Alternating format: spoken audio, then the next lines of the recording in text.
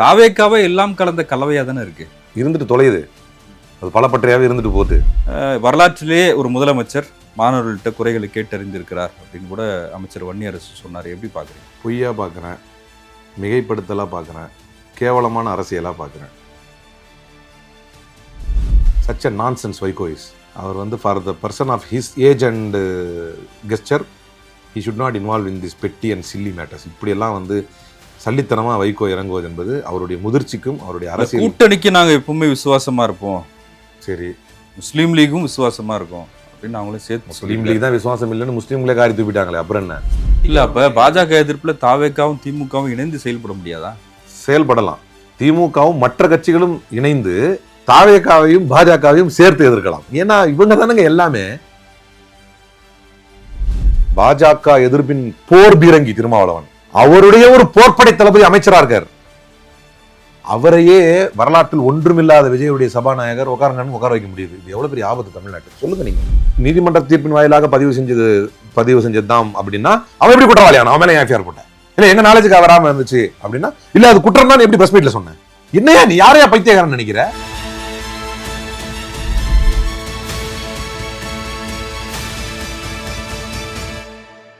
South beat அன்பு உறவுகளுக்கு வணக்கம். நான் ஃபெலிக்ஸ் என்பவொளி. இந்த நேர்காணலில் நாம் சந்திக்க இருப்பவர் திமுகவின் சிறுபான்மை நல உரிமை பிரிவின் துணைத் தலைவர் திரு அலிமல் புகாரி அவர்கள். வணக்கம். வணக்கம் சரி, இன்று மிக முக்கியமான ஒரு நாள். ஜூலை 18 தமிழ்நாடு நாளாக சென்ற திமுக அரசு அறிவித்தது. 1967 தமிழ்நாடு சட்டமன்றத்தில் தீர்மானம் கொண்டு வந்து பேரறிஞர் அண்ணா அந்த தீர்மானத்தை நிறைவேற்றினார். அப்படி தான் சென்னை மாகாணம் அப்படின்றது தமிழ்நாடாக உருவாச்சு. இப்போ முதலமைச்சர் விஜயும் கூட அதுக்கு ஒரு செய்தியை பதிவிட்டிருக்கிறாரு. நாங்கள் ஜூலை 18 தமிழ்நாடு நாளாக கொண்டாடுவோம். அதே சமயம் மொழிவாழி மாநிலங்கள் பிரிக்கப்பட்ட நாள் நவம்பர் 1 வந்து தமிழ்நாடு நாளாக நாங்கள் கொண்டாடுவோம்னு சொல்லியிருக்காரு. இந்த விஷயத்தை எப்படி பார்க்குறீங்க? முதல்ல வந்து தாவேக்காவினருக்கு இந்த மாதிரி கூடுதலாக ஒரு பாயிண்ட்டை போட்டு விஷயத்தை டைவெர்ட் பண்ணுறதுக்கான ஒரு காரணம் ஒன்று இருக்குது. ஏன்னா ஜஸ்ட் அதோட விட்டுருக்கலாம், அது நீங்கள் இன்னொரு நாளில் கூட சொல்லியிருக்கலாம். இதை சொல்கிறதுக்கான ஒரு காரணம் என்ன அப்படின்னா, அன்றைக்கி கூட ஒரு தாவேக்கா ஆதரவு இளைஞர்கள் கூட ஒரு விவாதம் மாதிரி இது மாதிரி நடந்துச்சு, ஒரு கலந்துரையாடல் மாதிரி நடந்துச்சு. அப்போ கூட ஒருத்தர் சொன்னார் எங்களுக்கு ஹிஸ்ட்ரியே வேணாம் அப்படின்னாப்புல, ஒரு யங்ஸ்டர். I respect him. அவர் பார்த்துக்கிட்ட ஒரு அரசியல் பார்வை, அது ஹிஸ்ட்ரியே வேணாம். அப்போ எங்கள் கூட திமுகவில் இருந்து சூர்யா வந்து அழகாக சொன்னார், அதை உங்களுக்கு ஹிஸ்ட்ரி வேணாங்கிறது வந்து ஹிஸ்ட்ரி வேணான்ற ஒரு ரீசனுக்காக நீங்கள் சொல்லலை, உங்களுக்கு லெகசி இல்லைங்கிற குற்ற உணர்வு அது அப்படின்னாரு. அதுதான் விஜய்கிட்ட வெளிப்படுது, அது அங்கேருந்து தான் வருது. ஏன்னா இல்லை, அது இப்போ நல்ல விஷயம் தானே. அது முதலமைச்சர் அதை ஏற்கிறார்ல, திமுக ஸ்டாண்டை நாங்கள் ஏற்கிறோம். ஏற்க வேணாம்னு சொல்லி பாருங்களேன். நீங்கள் இன்னமும் எங்களுக்கு நாங்கள் ஏற்கிறோம் அப்படிங்கிறீங்க. அதை அதாங்க திரும்ப அதுக்கு தான் உங்களுக்கு அந்த பாயிண்ட்லேருந்து நான் வர்றேன். அவருக்கு ஏற்க முடியலை, அதுக்கு கூடுதலாக நம்ம ஏதாவது ஒன்று செய்யணும், ஏதாவது ஒரு பாயிண்ட்டை போட்டு இதை டைவெர்ட் பண்ணணும் அப்படிங்கிறதுக்காக ஒரு புது விவாதத்தை கிளப்ப வேண்டும் என்பதற்காக அதையும் சேர்த்து நாங்கள் செய்வோம். அப்படின்னா ஒரு கேள்வி என்னென்னா, இது சம்பந்தமாக எங்காவது எப்போதாவது ஒரு அரசியல் தளத்திலோ ஒரு அறிவுசார் தளத்திலோ விஜய் இதை பற்றி எப்பயாவது பேசியிருக்காரா? இன்றைக்கி ஒரு வாழ்த்து சொல்லும் பொழுது இதை கூட சேர்த்து சொல்ல வேண்டியது தேவை என்ன வந்தது? சார் பாஜகவுடைய நான் திரும்ப இல்லை, தமிழ்நாடு நாள் வந்து ஜூலை 18 நவம்பர் 1 ஏற்கனவே நிறைய விவாதங்கள் நடந்துச்சு. திமுக வந்து ஜூலை 18 தான் அப்படின்னு சொல்லிட்டாங்க போன ஆட்சியில். சரி, அதனால் இப்போ அதுவும் நான் கேட்குறது, விஜய் அப்படி ஏதோ நிலைப்பாடை பற்றி பேசினாரா? அது சம்மந்தமாக அவர்கிட்ட ஏதாவது ஒரு கருத்து இருந்தது? அவர் ஒரு கட்சி, அவர் தானே வாட் எவர் இட் இஸ், தாவேக்கா தான் இன்றைக்கி ரூலிங் கவர்மெண்ட்டு.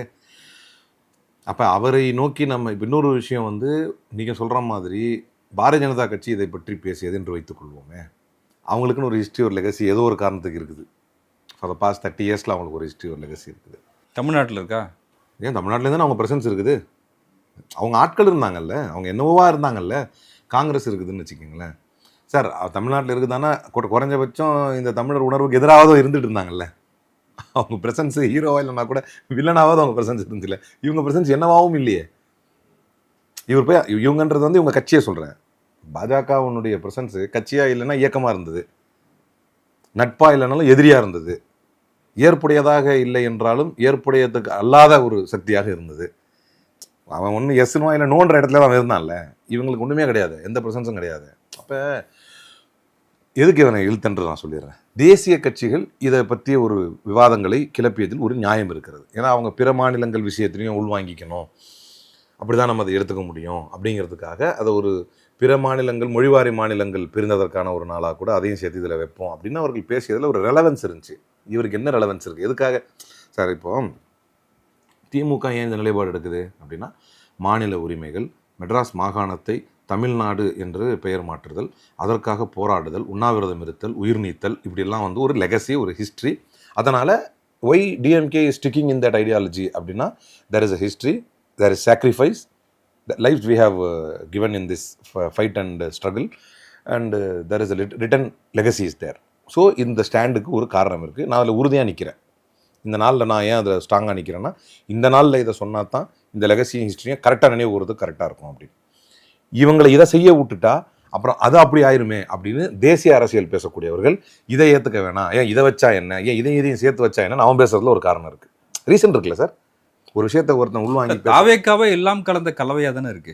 நான் கேட்பது காரணம் இருந்துட்டு தொலையுது, அது பலப்பற்றையாகவே இருந்துட்டு போகுது. நான் அதை பற்றிலாம் சொல்லலை. யாருக்கு என்ன வேணுமோ அதை எடுத்துக்கலாம், அதான் தாவேக்கா. அது அப்போ அதுக்கு வந்து உங்களுக்கு வேலிட் ரீசன் இல்லைன்னு தான் அர்த்தம். அதான் சொல்ல வர்றேன். யார் என்ன வேணாலும் எடுத்துக்கலாங்கிறது, நான் திரும்ப உங்கள் பாயிண்ட் வந்துடுறேன். உங்கள் வார்த்தையிலேருந்தே ஒன்று சொல்கிறேன். யார் என்ன வேணால் எடுத்துக்கலாம் அப்படிங்கிறது கிரைசிஸா மெக்னானிமிட்டியா? அது ஒரு தாராளத்தன்மையா? யாருக்கு என்ன வேணால் எடுத்துக்கலாம் அப்படிங்கிறது தாராளத்தன்மையா நெருக்கடியா? இல்லை அது ஒரு ஸ்ட்ராட்டஜியாக கூட இருக்கலாமே. வாட் எவர், அந்த ஸ்ட்ராட்டஜி தொலையுது. ஸ்ட்ராட்டஜி தான் அது. தாராளமான ஸ்ட்ராட்டஜியா நெருக்கடிக்கான ஸ்ட்ராட்டஜியா? அது தாராளமான ஸ்ட்ராட்டஜி தானே. உங்களுக்கும் இதில் இடம் உண்டு. அப்போ திமுக சொல்கிற ஒரு கொள்கைக்கும் இடம் உண்டு, இருந்துட்டு போட்டோம் அந்த நாள் தான் அப்படின்னு விடலாமே. அதுலேயே நீங்கள் நெருக்கடி இல்லை. இந்து சமயத்துறையாக ஒரு பார்ப்பனர் இருக்காரு. ஆனால் அந்த பார்ப்பனர் பெரியார் வாழ்கன்னு சொல்கிறாரு, அவர் கருப்பு சட்டை போடுறாரு, அவர் ஆசிரியர் வீரமணியை சந்திக்கிறாரு. இப்போ ரெண்டும் ஆச்சு இல்லை. இதை நீங்கள் நான் இந்த பாயிண்ட்டை முடிக்கலாம்னு நினைக்கிறேன். நீங்கள் இது புதுசாக ஒரு விவாதத்தை துவக்கிட்டீங்க. அதுவும் சார், அதுவும் நீங்கள் எப்போ வந்தீங்கன்னு இருக்குது. உங்களுடைய சோஷியல் மீடியா போஸ்ட்டு நீங்கள் வெற்றி பெறுவதற்கு முன்னாலோ அல்லது வந்து பெரியாரை கொள்கை தலைவராக அறிவித்தால் தான் நீங்கள் வெற்றி பெற முடியும் என்கிற நிலைப்பாட்டை நீங்கள் எடுத்ததற்கு பின்னால் என்பது வேற. அதுக்கு முன்னால் அவர் என்னவா இருந்தார்? பஜ்ரங் தள் சப்போர்ட்டராக இல்லையா அவர் உடனடியாக வந்து பெரியார் என்னவா இருக்காருன்னு நம்ம எடுத்துக்கலாம்ல. சரி, அப்போ உங்கள் வாதத்தின்படியே எடுத்துக்கிறேன். பெரியார் கொள்கை தலைவராக அந்த கட்சியில் இருக்கிற எல்லாருக்கும் தானே. விஜய் சொல்லிட்டாரு பெரியார் கொள்கை தலைவர்னு. அவர் வெற்றி பெற்றவுடன் சிடிஆர் நிர்மல்குமாரே கையை உயர்த்தி வந்து பெரியார் வாழ்க்கை கோஷம் போட்டார். பக்கத்தில் இன்னொரு பார்ப்பனர் இருந்தார். பாருங்க அந்த வீடியோ இன்னொரு வாட்டி பார்த்தீங்களா இல்லையா? அதை கையையே உயர்த்தலை அவர். எதுக்கு போகிறேன் நீ அப்போ பெரியார்கிட்ட? அப்போ இதுதான் சார் பிரச்சனை. நீங்கள் சொன்னீங்க பார்த்தீங்களா, அது மெக்னானிமிட்டியா கிரைசிஸ் தான் நான் கேட்டேன்ல. எல்லாருக்கும் இடம் உண்டுன்னா அது குழப்பமாயிடும். ஒரு கோர் ஐடியாலஜியில் நீங்கள் ஏதாவது ஒரு இடத்துல நிற்கணும். சரி, இப்போ ஐடியாலஜியில் ஒரு குழப்பம் இருக்குன்னு சொல்கிறீங்க. இது தமிழ்நாடு நாள் நான் சொல்லுங்க. நீங்கள் தான் இவரை இழுத்துட்டு வந்தீங்க. இப்போ நம்ம முக்கியமாக பேச நினைச்சது, நேற்று சைதாப்பேட்டை எம்சி ராஜா விடுதியில் வந்து முதலமைச்சர் ஒரு திடீர் ஆய்வை செய்கிறார். முதலமைச்சர் வந்து பட்டு வேட்டி கட்டினார், அவரே கூட பிடிச்சாரு, மாணவர்கள்ட்ட பேசினார் அப்படின்னு பல செய்திகள் பார்க்குறோம். இப்போ அந்த மாணவர்களை குரலை கேட்டறிந்தார். உடனே அமைச்சர்கள் வந்து சமூக நீதித்துறை அமைச்சரும் பிற்படுத்தப்பட்ட துறையின் அமைச்சரும் வந்து நேரில் போகிறாங்க, எல்லாம் செக் பண்ணுறாங்க. வரலாற்றிலே ஒரு முதலமைச்சர் மாணவர்கள்ட்ட குறைகளை கேட்டறிந்திருக்கிறார் அப்படின்னு கூட அமைச்சர் வன்னியரசு சொன்னார். எப்படி பார்க்குறீங்க? பொய்யா பார்க்குறேன், மிகைப்படுத்தலாக பார்க்குறேன், கேவலமான அரசியலாக பார்க்குறேன். கடந்த ஆட்சியில் எத்தனை முறை போய் வந்து மாணவர்களிலிருந்து இளைஞர்களிடமிருந்து அவருடைய குறைகளை நேரடியாக முதலமைச்சர்கள் அதுக்காக தனியான வழிமுறைகள் எல்லாம் கையாண்டார் நேரடியாக. இப்போ இது ரெண்டு கோணமாக பிரிச்சுக்குவோம். இது எவ்வளோ பெரிய அசிங்கம் இது வரலாற்றில் வன்னியரசு பேசுகிறது அப்படிங்கிறதுக்கு இது ரெண்டாக பிரிச்சுக்குவோம். போனார் ஒரு வாதத்துக்கு, இதுதான் ஃபஸ்ட் டைம்னு. அடுத்து என்னாச்சு? இவங்கெல்லாம் போனாங்க. போயிட்டு அந்த மாணவர்களுடைய குறையை உண்மை என்று ஏற்றார்களா இல்லை என்று மறுத்தார்களா? சொல்லுங்கள். சாப்பாடு சரியில்லை அப்படின்னு மாணவர்கள் சொன்னாங்க. சாப்பாடு நல்லா இருக்குன்னு வன்னியரசு சொல்றாரு. என்ன பிரயோஜனம் இதனால? மூடி மறைக்கிறீங்க. இன்னும் சில குறைகளை சொல்லியிருக்காங்க, அது நிவர்த்தி செய்வோம். நான் கேட்குறது முதலமைச்சர்கிட்ட வந்து சொன்ன முக்கிய கோரிக்கை என்ன? சாப்பாடு பற்றி தானே சொன்னாங்க. இவங்க போய் அதை மூடி மறைச்சாங்களா, அதை நிவர்த்தி பண்ணாங்களா? வரலாற்றிலே முதல் முறையாக அவங்கள நாடி சொல்லியிருக்கலாம். நான் ஒரு வாதத்துக்கு ஏற்றுக்கிறேன். அதுக்கு நீங்கள் கொடுத்த தீர்வு என்ன?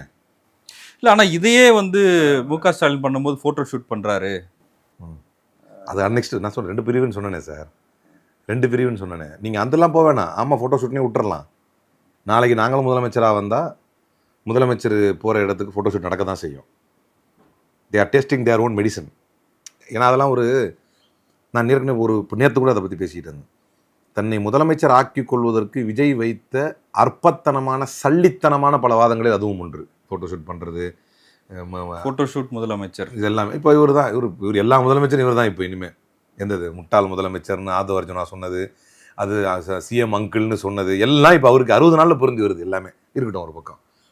நான் கேட்குற ஒரு கேள்வி, மாணவர்களும் நேரில் பார்த்துட்டாரு, குறைகளை கேட்டார். இவருடைய கட்சிக்கார பெண் ஒருத்தி என்னை கற்பழிச்சுட்டு அவன் கட்சிக்காரன்னு சொன்னார், என்ன பண்ணார்? அவங்கள கட்சி விட்டு நீக்கிட்டாரு. சூப்பர். யார தெளிவா சொல்லுங்க வீடியோல, யாரை நீக்கினாரு? அந்த பெண்ணை சொன்னவங்கள நீக்கினாரு. முடிஞ்சு போச்சா? சோறு சரியில்லைன்னு வந்தார் அமைச்சர். வந்த அமைச்சர் என்ன பண்ணாரு? சோறெல்லாம் சூப்பரா இருக்குன்னாரு. இன்னைக்கு கூட ஒருத்தவங்களை நீக்கி இருக்காரு. நீக்கிட்டே இருக்க வேண்டியதுதான். கட்சியில வழக்கறிஞர் நியமனத்துல ஊழல் நடக்குது புகார் கொடுத்த பெண்ணு நீதிமன்றத்துக்கு போன பெண்ணு. இப்ப என்ன புரிஞ்சுக்கிட்டீங்க நீங்க? ஊழலை நீக்குவேன் என்றால் ஊழல் புகார் தருபவர்களை நீக்குவேன் அர்த்தம். என்ன இன்னைக்கு பத்திரப்பதிவு பண்ணாங்கன்னா இதில் இந்த பழனி கோயிலில் பத்திரப்பதிவு பண்ண விஷயம் ஒரு தாவேக ஆதரவாளர் உண்மையிலே ஒரு நல்ல ஒரு தளங்க. அந்த தளத்தில் கமெண்ட் பண்ணியிருந்தார். அதை நான் ஸ்க்ரீன்ஷாட் எடுத்து ஃபுல்லாக படித்தேன். அவர் அந்த அந்த ஒரு நல்லா இருந்துச்சு. ஆனால் அவர் தாவேகா சார்பு வழக்கறிஞர், அவருடைய பேர் பாஸ்கர் பொன்பாண்டியன் இருந்துச்சு. அதில் அந்த பழனி கோயிலுடைய நிலம் உண்மையிலேயே என்ன பிரச்சனை அப்படின்னா, அது அவர் சொல்கிறாரு உண்மையிலேயே ஒரு தனியாருக்கு தான் சொந்தம் அப்படிங்கிறார். இட் மேட் சென்ஸ் கொஞ்சம். ஏன் அப்படின்னா, இந்த ரிட் இருக்குல்ல, இந்த ரிட்டுடைய ஆர்டர் இருக்குல்ல, இந்த ஆர்டரில் அப்படி தான் இருக்குது. இவங்க ஏற்கனவே கீழமை நீதிமன்றங்களில் அது சம்பந்தமான வழக்கு பதிவு செய்யப்பட்டு அந்த வழக்கினுடைய நம்பர் 358/2018 அது மாதிரி அதில் 29/2025 தீர்ப்பு செய்யப்பட்டிருக்குது. என்ன அப்படின்னு, இது ப்ரைவேட்டுக்கு தான் சொந்தம் அப்படின்னு தீர்ப்பாயிருக்கு. ஆனால் எஃப்ஐஆர் என்னவா இருக்குது தெரியுமா? இப்போ அங்கே தான் சிக்கல். அவர் அதை போடுறாரு, அந்த ரெக்கார்டை நான் செக் பண்ணேன், கரெக்டாக இருக்குது. ஏற்கனவே சூட்டில் அந்த சூட்டுனுடைய பேக்ரவுண்டில் வச்சு தான் இவங்க ஒரு ரிட்டு போகிறாங்க. யார்? அந்த 2 பேர் இருக்காங்கல்ல, அந்த இடத்த வாங்கின 2 பேர் இருக்காங்கல்ல, அவங்க ஒரு ரிட்டு போகிறாங்க. அந்த ரிட்டில் ஒரு ஆர்டர் கிடைக்குது அவங்களுக்கு. கோர்ட் எப்படி ஆர்டர் கொடுக்குதுங்கிறீங்க? அந்த இடத்துல அமைச்சர் பத்திரப்பதிவுத்துறை அமைச்சர் என்ன சொல்கிறாரு? கன்சிடர் பண்ணலாம் அப்படின்னு சொல்லிட்டாங்க. கேன் பி கன்சிடர்னு சொன்னாங்க. கேன் பி கன்சிடர்னு ஆர்டர் வரல. திரும்பவும் அதான் சொல்கிறேன், இதான் ஆர்டர். இதில் ஆர்டர் என்ன இருக்குன்னா, the view of above the writ petition is allowed. அவங்க என்ன ரிட் பெட்டிஷன் போடுறாங்கன்னா, நாங்கள் கடந்த முறையும் போனோம், ஏன்னா நாங்கள் எல்லா சிவில் சூட்டும் ஜெயிச்சிட்டோம், இது எங்கள் சொத்து தான், நாங்கள் எல்லா சிவில் சூட்டும் ஜெயிச்சிட்டோம், எங்கள் சொத்தை ரெஜிஸ்டர் பண்ணி தர சொல்லி போனால் ரெஃப்யூசல் ஸ்லிப் கொடுக்குறாங்க, ரெஜிஸ்டர் பண்ண முடியாதுன்னு ஸ்லிப்பு கொடுக்குறாங்க. நாங்கள் எல்லா டாக்குமெண்ட்ஸையும் சப்மிட் பண்ணுறோம். நல்லா கேளுங்க, இந்த குரோனாலஜியை சப்மிட் பண்ணுறோம், பாருங்கள் எல்லாம் கரெக்டாக இருக்குது. ஜட்ஜு பார்க்குறாரு, பார்த்துட்டு எல்லா டாக்குமெண்ட்டும் கரெக்டாக இருக்குது, எதுக்கு இந்த அறநிலையத்துறையும் இவங்களும் ரெஜிஸ்டர் பண்ண மாட்டேங்கிறாங்க? Registrar party sub registrar joint 1 Palani taluk, 2வது பார்ட்டி திருப்புகழ் சுவாமிகள் முருகதாஸ் சுவாமிகள், அதாவது தண்டபாணி சுவாமிகள் ட்ரஸ்ட், இவங்க பார்ட் 2. இப்போ ஏற்கனவே இது தாவேக ஆதரவான வழக்கறிஞரே போடுறாரு. ஏற்கனவே பல சூட்டுகளுடைய முடிவில் அது ப்ரைவேட் ப்ராப்பர்ட்டி தான் முடிவாயிருக்குது அப்படின்னு. கோர்ட்டுக்கும் போகிறாங்க. கோர்ட்டுக்கு போனால் in the view of the above this writ petition is allowed. The impugned refusal slip இருக்குல்ல, 1/4/2026 ஏப்ரல் 1 நம்ம இருக்கும்போதே ரெஃப்யூஸ் பண்ணிட்டோம், இதை பண்ணித்தர முடியாது அப்படின்னு. தொடர்ந்து கோல்மால் இருக்குது இதில் அப்படின்னு. ஏப்ரல் 1 2026 பண்ண முடியாதுன்னு திமுக ஆட்சி இருக்கும்பொழுது லாஸ்ட்டாக அதை ரெஃப்யூஸ் பண்ண அந்த ஸ்லிப்பை குவாஷ் பண்ணுறேன். The first respondent is hereby quashed. நீதிமன்றம் எப்படி இதை யாருமே பேசலை. நீதிமன்றம் எப்படி சாட்டிஸ்ஃபை ஆகும்? மற்றவங்களாம் விட்டுருங்க, இந்த 2 ப்ரைவேட் பார்ட்டிஸுக்கு ரெஜிஸ்டர் பண்ணி கூடியா சப் ரெஜிஸ்ட்ராரு அப்படின்னு நீதிமன்றம் ஆர்டர் போடுது. நீதிமன்ற உத்தரவின்படி தான் ரெஜிஸ்டர் பண்ணுறாங்க. சரி, எனக்கு இன்னொரு கேள்வி இப்போ உங்களுக்கு வரணும். நீதிமன்ற உத்தரவின்படி செய்யப்பட்ட ஒரு ரெஜிஸ்டரு எப்படி முறைகேடுன்னு அமைச்சர்கள் பேசுகிறாங்க? ரெஜிஸ்டர் கோர்ட் ஆர்டர் படி தான் நடந்திருக்குது. ஆனால் அதை மறைக்கிறதுக்கு அந்த பத்திரப்பதிவு அமைச்சரோட ஒரு வார்த்தை சொல்கிறார், கேன் பி கன்சிடர்னு ஒரு வார்த்தை இருக்குது அதில் அப்படிங்கிறார். அப்படி ஒரு வார்த்தையே இல்லை, எதுக்கு அதை மறைக்கணும்? அப்போ அடுத்து பாருங்க, the first respondent is directed to register the sale deed. வார்த்தை எவ்வளோ தெளிவாக இருக்குது. த ஃபர்ஸ்ட் ரெஸ்பாண்டன்ட் யார்? Sub registrar. The first respondent is directed to register the sale deed dated 27/3/2026. Sale டீடை போட்டார், ஆனால் ரெஃப்யூசல் ஸ்லிப் கொடுத்துட்டாங்க. ஆனால் நீ பண்ணி கொடு 27/3/2026 வந்து பண்ணி கொடு, subject to the document being otherwise in order the said exercise. நீதிமன்றத்துலேயே அடுத்த உத்தரவு கேளுங்க. இந்த உத்தரவு நான் போடுறேன்னு, the said exercise shall be completed within a period of 1 week. ஒரு வாரத்தை ரெஜிஸ்டர் பண்ணி எனக்கு என்னன்னு சொல்லணுங்கிறான். இப்போ அடுத்த பாயிண்ட்டுக்கு வாங்க. கேன் பி கன்சிடர்டுன்னு அதில் வார்த்தை இருந்துச்சுன்னு அமைச்சர் ஏன் அந்த பொய்யை சொல்லணும்? ஒன்று, நீதிமன்ற உத்தரவின்படி தான் நடந்திருக்குன்னு நியாயத்தை ஏன் இந்த அரசு பேசலை? அதை விட ஹைலைட் என்னன்னா, எஃப்ஐஆரில் என்ன இருக்குது தெரியுமா? எங்களை ஒரு பார்ட்டியாகவே சேர்க்காம உத்தரவு வந்துருச்சு, அதனால் அவங்க மேலே வழக்கு பதிவு செய்யணும் அப்படின்றது. ஆனால் பிரச்சனை கடந்த 3 முறை இதுக்கான முயற்சி நடந்துச்சுன்னு சொன்னதோடு மட்டும் இல்லை, இந்த சூட்டு வரலாற்று ரீதியாக நடந்துகிட்டு இருக்குது. இவங்களுக்கும் பிரச்சனை நடந்துகிட்டே இருக்கு சூட்டு. அப்போ இது எங்களை நாலேஜுக்கே வரல, எங்களை ஒரு பார்ட்டியாகவே சேர்க்காம ஆர்டர் வாங்கிட்டாங்க அப்படின்னு எஃப்ஐஆரில் கோயில் நிர்வாகத்துக்கும் சம்மந்தப்பட்டவங்களுக்கும். ஆமாம், எங்களை இல்லை இந்த அறநிலையத்துறையையும் இந்த இதையும் வந்து பார்ட்டியாகவே சேர்க்கல, சம்மந்தப்பட்டவங்கள பார்ட்டியாக சேர்க்காம பண்ணிட்டாங்க அப்படின்றது பொய். ஆக்சுவலாக இருந்துக்கிட்டோம், அப்படியே இருக்கட்டும். அவரே அந்த புகார், அந்த எஃப்ஐஆரில் பாருங்க, புகாரில் சொல்கிறாரு, இந்த எஃப்ஐஆர் இந்த புகாரில் பாருங்க, இதில் சொல்லுவார் எங்களை பார்ட்டியாக சேர்க்கல. ஆனால் அவரே அடுத்து என்ன சொல்லுவார் அப்படின்னா, திருமணத்தினை ஒரு தரப்பாக சேர்க்காமலும் தாக்கல் செய்த நீதி பேராணை மனுவில் வழங்கப்பட்ட உத்தரவுக்கு எதிராக மாண்புமை அவர் சொல்றது என்னன்னா, பதிவு செய்து கொடுத்துள்ளார். இந்த திருமண சொத்து தொடர்பாக வெள்ளத்துறை மற்றும் சேதுபதி ஆகியோரால் சென்னை உயர்நீதிமன்றத்தில் மதுரை கிளையில் திருமணத்திற்கு தகவல் தெரிவிக்காமலும் திருமணத்தினை ஒரு தரப்பாக மாண்புமை சென்னை உயர்நீதிமன்றம் மதுரை கிளையில் WASR நம்பர் 53144/2026 நாள் 30/6/2026. இப்போ இதன்படி இத்திருமணத்தின் நிர்வாகத்தின் சார்பாக மேல்முறையீட்டு வழக்கு நிலுவையில் உள்ள நிலையில், இப்போ நீங்கள் ஒரு பார்ட்டியாக சேர்ந்துட்டீங்க, மேல்முறையீடு அப்பீலை போய் நம்பர் ஆக்கிட்டீங்க, அப்படின்னா அவன் ரெஜிஸ்டர் பண்ண முயற்சி எடுத்துக்கிட்டு இருக்கான்னு தெரியுது. அப்போ தானே நீங்கள் அப்பீல் போறீங்க. ஃபர்ஸ்ட்ல உங்களை பார்ட்டியாக சேர்க்கல, எங்களே பார்ட்டியாக சேர்க்கல, எங்கள் நாலேஜுக்கு வரலங்கிறாங்க. இதைத்தானே சார் பக்ரீத்லேயும் சொல்கிறானுங்க. பக்ரீத் ஆர்டர் ஏன் வந்துச்சு, எங்கள் நாலேஜுக்கு வரல, விஜய் நாலேஜுக்கு வந்திருக்காதுங்கிறார் ஒருத்தர் என்கிட்ட வந்து. இதை விட கேவலண்டாது அப்படின்னு. அதிகாரிகள் செய்த தவறு எல்லாம் அதிகாரிகள் தான் இப்போ பலி. இப்போ என்ன விஜய் நாலேஜுக்கே வரல அப்படிங்கிறாங்க. ஒன்று பக்ரீத் மேட்டர்லையும் அப்படி தான். இந்த 3.5% ரிசர்வேஷனில் வந்து ஏஏஜி வந்து ப்ராப்பரான ஆர்குமெண்ட் எடுத்து வைக்கலன்னு தான் அவர் சொல்லிட்டு வாஞ்சிநாதன் சார் வந்து பேட்டியில் கொடுத்துக்கிட்டு இருக்கிறாரு. எல்லாமே எங்கள் நாலேஜுக்கு வரலங்கிறாங்க. இங்கே பாருங்கள், அதுவும் போய் எங்களை பார்ட்டியாக சேர்க்கலன்னு சொல்லிட்டு அதுக்கு பிறகு நாங்கள் அப்பீல் போயிட்டோங்கிறார். இப்போ ஒரு பாயிண்ட் ஒன்று எடுத்து வைப்பாங்க, அப்பீல் போனால் அப்பீல் நம்பர் ஆகலை, மேபி அப்படி சொல்லலாம். இங்கே என்னுடைய வாதம் என்னன்னா, நீ அப்பீல் போறனாலே உனக்கு தெரிஞ்சிருச்சு he is attempting to register the document. இந்த இடத்துல ஒரு அட்டெம்ப்ட் நடந்துகிட்டு இருக்குன்னு தெரியும் போது ஒரே ஒரு நாள் மட்டும் ஒருத்தர் அங்கே போட்டு எடுக்கிறியே, ஏன் அவர் ரெகுலராக தான் போறாருன்னு ரமேஷ் சொல்றாரு. சரி, அது உண்மைன்னா எக்ஸ்ட்ரா விஜிலண்டா நீங்க நியாயமா இருந்திருக்கணுமே. நான் சொல்றது ரமேஷ் ஊழல் பண்ணல, ரமேஷ் பொய் சொல்லலை, ரமேஷ் இது பண்ணலை, லஞ்சம் பெறலை, ரமேஷ் எந்த தப்பும் செய்யலை. குறைந்தபட்சம் ஒரு இன்கம்பீட்டன்ட்னாவது நிறுவனம் ஆகுதா இந்த இடத்துல?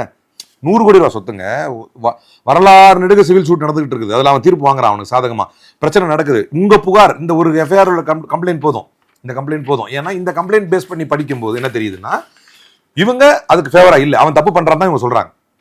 இப்போ ஒரு கேள்வி, ஒரே ஒரு நியாயமான கேள்வி என்னன்னா, அரசை பார்த்து கேட்கிறேன், நீதிமன்ற உத்தரவின்படி ரெஜிஸ்டர் செய்தவன் ஏன் குற்றவாளியா பிடிக்கிறீங்க? எப்படி அது குற்றம்? நீ அப்ப என்னன்னா அவன் குற்றவாளி இல்ல நியாயமா அப்படி பார்த்தா இல்ல. அப்ப சொத்து மதிப்பு எப்படி 2 கோடிக்கு பண்ணாங்க? அது இதில் புகாரில் இல்லையே, 100 கோடிக்கு 2 கோடியா மாத்தி தந்தாங்கன்னு. சார் ப்ராப்பர்ட்டியே உங்களுக்கு இல்ல, அப்புறம் அதான கொஸ்டின். இப்போ சார் சொத்து மதிப்புக்கு குறைவுக்கு எஃப்ஐஆரா, திருமணத்தை ஒரு பார்ட்டியா சேர்க்கலங்கிறதுக்காக எஃப்ஐஆரா? சேர்க்கலன்றது எஃப்ஐஆர், அதுதான் மேட்டர். இல்ல, சொத்து மதிப்புங்கிறது என்டையர் செனாரியோ, கேஸ், எஃப்ஐஆர், கிரைமே வேற. நீங்க அண்டர் வேல்யூ பண்ணீங்கன்னா அதோடைய சப்ஜெக்டே வேற. பிரச்சனை இந்த அறநிலைத்துறைக்கு சொந்தமான இடத்தை பண்ணிட்டாங்க அப்படின்னு தான் கேஸ். சிவில் சூட் அது தாவேக்காரனே ஒரு அட்வொகேட் அதை போடுறத ஃபுல்லாக படிக்கிறேன், அவன் சொல்லக்கூட தேவையில்லை. கோர்ட் சும்மா தரும் ஆர்டர், உங்களுக்கு பக்காவாக ஆர்டர் கொடுக்குது. எப்படி கொடுக்குறது? அவ்வளோ எவ்வளோ சாட்டிஸ்ஃபை இருந்தால் இப்படி ஒரு ஆர்டர் வரும்? இப்படி ஒரு ஆர்டர் வரும்? நீ வந்து ரெஃப்யூசல் ஸ்லிப் கடந்த காலத்தில் ரெஃப்யூஸ் பண்ணாங்கல்ல, உனக்கு பண்ணி தர முடியாதுன்னு அந்த ரெஃப்யூசல் ஸ்லிப்பே குவாஷ் பண்ணுறேன், அவனுக்கு ரெஜிஸ்டர் பண்ணி கொடு, அதை ஒரு வாரத்தை பண்ணி கொடு அப்படிங்குது. கோர்ட் உத்தரவின்படி ரெஜிஸ்டர் பண்ணியிருக்குதா? ஆமாங்கிறார் அமைச்சர். முறைகேடு நடந்திருக்கா? அதுக்கும் ஆமாங்கிறார். நடவடிக்கை எடுக்கப்பட்டிருக்கா? ஆமா, ரெஜிஸ்டர் மேலே எஃப்ஐஆர் போட்டுருக்கோங்கிறார். எப்படி ரெஜிஸ்டர் மேலே எஃப்ஐஆர் போடுவீங்க? கோர்ட் உத்தரவின்படி தானே ரெஜிஸ்டர் பண்ணி கொடுத்தான். இன்னைக்கு ஏபி கிடைச்சிருச்சு அவனுக்கு. ஏபி எப்படி கிடைக்குது? அரசாங்கம் என்ன பண்ணுது? வேடிக்கை பார்க்குது. ஒரு அன்பானந்தத்தை கோர்ட்ல நிக்க வச்சா அடிஷனல் பப்ளிக் ப்ராசிக்யூட்டர் எந்திரிச்சு முன்னால பேசுறாரு, கர்நாடகாவில் குண்டு வெடிக்கிறேன்னு புகார் கொடுத்துட்டாரு. அவருடைய பேங்க் அக்கௌண்ட்லாம் ஃப்ரீஸ் பண்ணணும். யார எதுக்கு? விஜய் உங்க அப்பா எங்கன்னு விஜய் கேட்டாருங்கிறதுக்கு பதிலடி கொடுத்தாரு, ஒரு வீடியோ போட்டாருங்கிறதுக்காக. இதுல காட்டுற வேகத்தை உத்வேகத்தை இப்போ பிரச்சனையே அதுதானே. நேற்று ஒருத்தன் போட்டிருந்தாங்க, சென்னையே ஸ்தம்பிச்சு போயிருச்சுன்னு ட்விட்டர்ல. நான் அதை வந்து ரீபோஸ்ட் போட்டு what Chennai police is doing அப்படின்னு போட்டிருந்தான். அப்போ நான் மேலே போட்டேன், சென்னை போலீஸ் அப்படின்னு கொஷின் போட்டு, போலீஸ் அப்படின்னு கொஷின் மார்க் போட்டு, busy arresting Instagram influencers and X யூசர்ஸ்னு போட்டான். ஐயோ அறிவாளிங்க வந்துட்டானுங்க கமெண்ட்ல. இவனுக்கு டிராஃபிக் போலீஸுக்கும் லா அண்ட் ஆர்டர் போலீஸுக்கும் வித்தியாசம் தெரியல. ஐயோ, ஒரு அன்யூஷுவல் டிராஃபிக் கிரியேட் ஆகுது அப்படின்னும் போது எல்லா போலீஸும் தான் வருவான். இந்த அடிப்படை அறிவு கூடவா இல்லை? ஃபுல்லாக அந்த பக்கம் இந்த பக்கம் எல்லாம் பிளாக் ஆகிருக்குது. அப்போ போலீஸ் என்னவா இருக்குது, என்ன பிஸியாக இருக்குதுன்னா ஃபுல் கான்சன்ட்ரேஷன் என்னவா இருக்குது அவனுக்கு அப்படின்னா, யாராவது விஜய் பற்றி தப்பாக போடுறாங்களா? அப்போ இது என்னங்க எவ்வளோ பெரிய ஸ்கேமுங்க இது? புகாரில் உங்களுக்கு என்ன இருக்குது? எங்களை பார்ட்டியாக சேர்க்கலன்னு இருக்குது. அதுக்கப்புறம் நாங்கள் வந்து அப்பீல் போயிட்டோம். அப்பீல் போயிட்டீங்கன்னாலே அது நம்பராவது ஆகலை, அது கவர்மெண்ட் பிரச்சனை, அது பிரச்சனை இல்லை.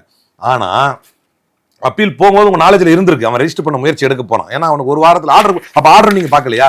1 வீக்கில் ரெஜிஸ்டர் பண்ணி தரணுங்கிற. அப்போ அந்த 1 வீக்கில் அவன் முயற்சி எடுப்பான்னு உங்களுக்கு தெரியும்ல? இல்லை, ஏதோ ஒரு கோயின்சிடென்ஸில் அது மிஸ் ஆகிருக்குன்னு கூட தாவேக்காமன்னு சொல்கிறாங்க. நல்ல விஷயம், ராஜினாமா பண்ணு.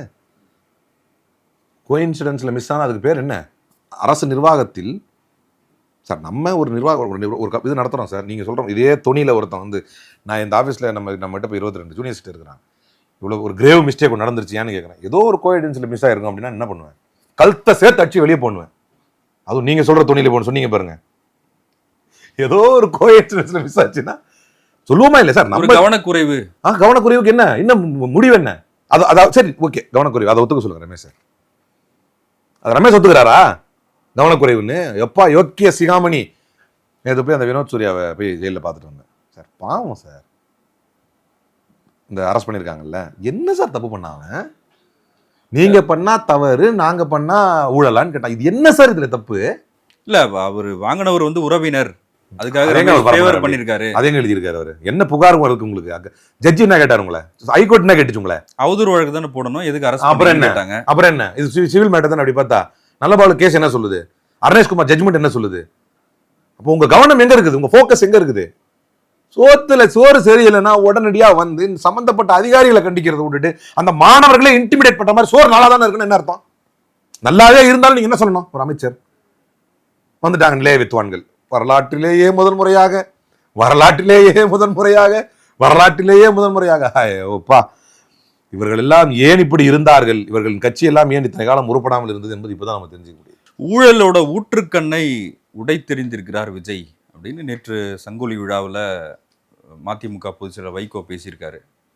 இது வந்து சில மூத்த அதிகாரிகளுக்கு, வயசான அதிகாரிகளுக்கு பிடிக்கல, அவங்க தான் 6 மாதத்துல இந்த கவர்மெண்ட்டை காலி பண்ணலாமான்னு பார்க்குறாங்க அப்படின்லாம் பேசுகிறாரு. எப்படி பார்க்குறீங்க?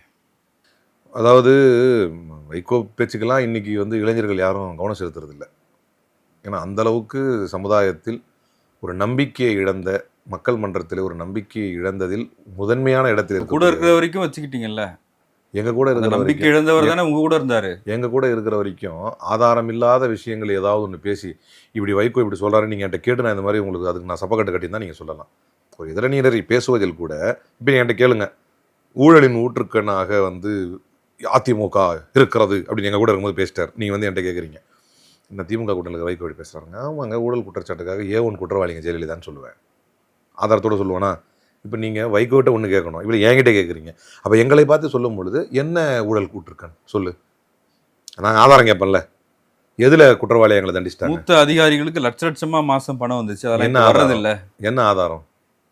நடவடிக்கை எடு. இந்த காரணமே இல்லாமல் பப்ளிசிட்டி ஸ்டண்ட்டுக்கு இப்போ வந்து இவங்கெல்லாம் பண்ணிட்டாங்க அவங்களாம் பண்ணிட்டாங்கன்னு இப்போ நடவடிக்கை எடுத்து நீக்கினார்ல, இந்த கார்பரேஷன் இதில் வந்து ஊழியர்களை நீக்கினார்ல. இப்போ விஜய் வந்து நேற்று ஆக்ஷன் எடுத்தாரா?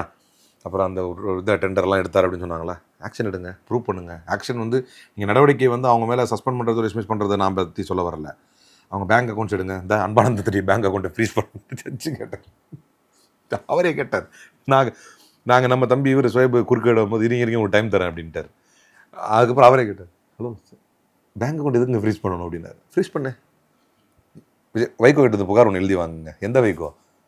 விஜயோடைய குதிரை பேரத்தில் கோ அக்யூஸ்ட் வைகோ இருக்காருல்ல, அந்த வைகோ கிட்ட ஸ்டேட்மெண்ட் வாங்குங்க, யார் யாருன்னு கேளுங்க.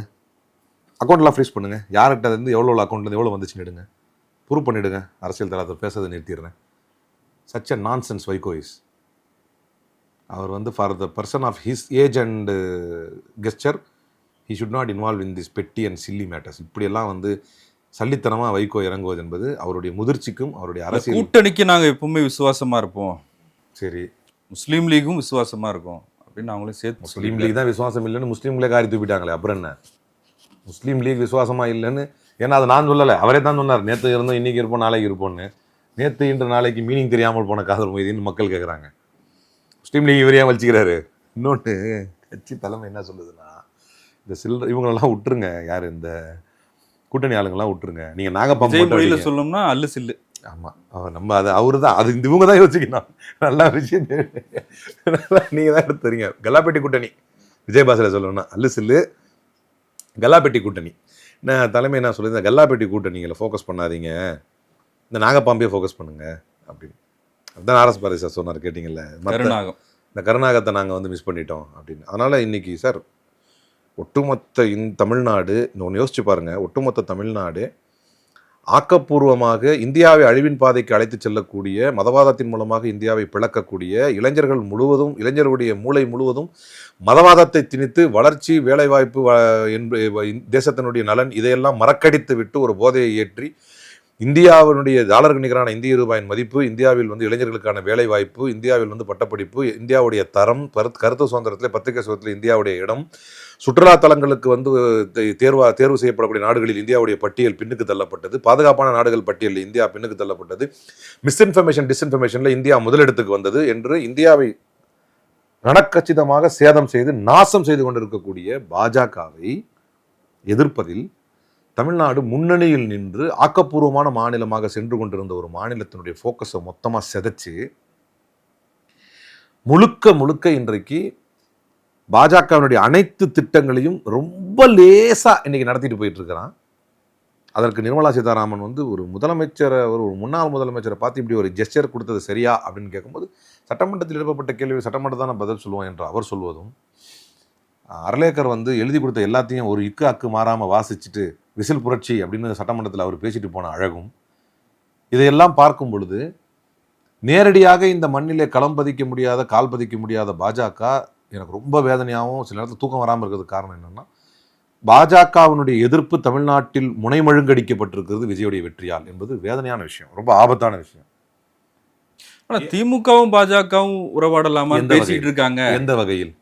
நேற்று கூட எங்கள் தலைவர் சொன்னார், டீலிமிட்டேஷன் விவகாரமானாலும் தெளிவாக சொன்னார், அப்படி நம்ம போகிறதா இருந்தாலும் நம்முடைய ப்ரொபோர்ஷனேட் என்னங்கிறத தெளிவுபடுத்தணும்.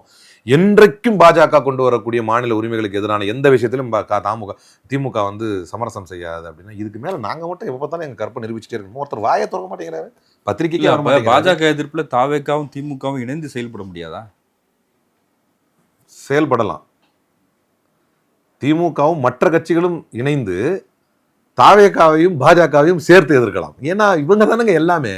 நான் உங்களுக்கு ஆரம்பத்தில் என்ன சொல்கிறேன்னா, இது எப்படி இருக்குன்னா, காமெடி என்னைக்கு எந்த நேரத்தில் நான் முதுகில் குத்தப்படலாம். ஏற்கனவே முதுகில் குத்தப்பட்டாச்சு கூட்டணி கட்சிகளால்.